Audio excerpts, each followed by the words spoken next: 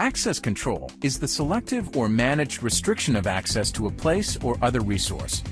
An access control system determines who is allowed to enter or exit, where they are allowed to enter or exit, and when they are allowed to enter or exit. Historically, access control was partially accomplished through mechanical locks and keys. But mechanical locks and keys, unfortunately, are far from perfect access control systems.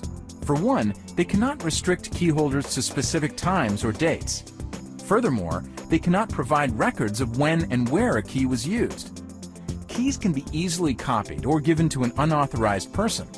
And when keys are lost or stolen, rekeying is expensive. Electronic access control uses computers to solve the limitations of mechanical locks and keys. A computer can grant access and unlock a door for a predetermined time and then records the action. Conversely, a computer can refuse access to a door and keep it locked, and then record this action. The computer can also monitor a door and set off an alarm if the door is forced open or held open too long after being unlocked. Electronic access control uses credentials, readers, and control panels. When a person presents a credential, which may be in the form of a card, fob, pin, or badge, to a reader, the reader sends the credentials information, which is usually in the form of a number, to a control panel. The control panel compares the credential to an access control list. Typically, the control panel uses the access control list to determine who to grant or deny access to, and it logs this grant or denial to a database.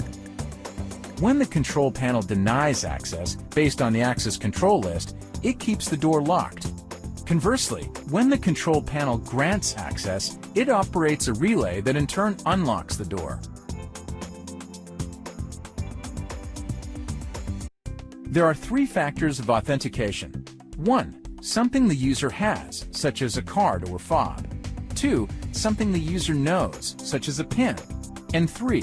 Something the user is, such as a fingerprint, an iris, or a hand. Why are there three factors of authentication? To answer this question, let's look at an example. Alice works in an office which has implemented two factors of authentication, a card reader that also requires her to enter a PIN. Alice accidentally drops her card as she is leaving the office to go home. A man spots Alice drop her card, picks it up, and uses it to try to gain access to the office.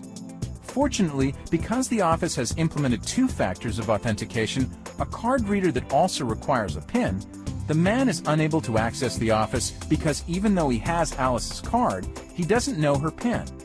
As this example shows, increased factors of authentication ensure the person using a credential, such as a card or a PIN, is authorized to use it.